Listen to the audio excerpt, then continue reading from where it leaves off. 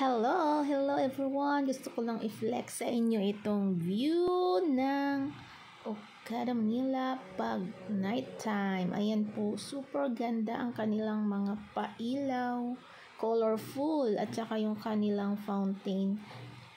Nagre-reflect po sa ilaw, kaya sobrang ganda niya tingnan.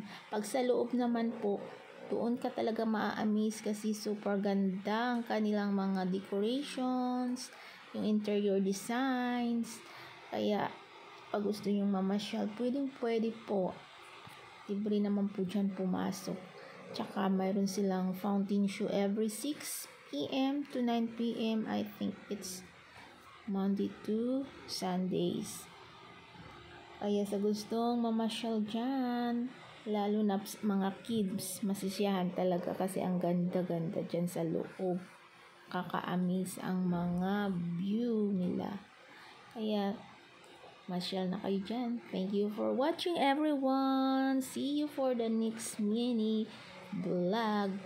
Bye-bye and maraming salamat.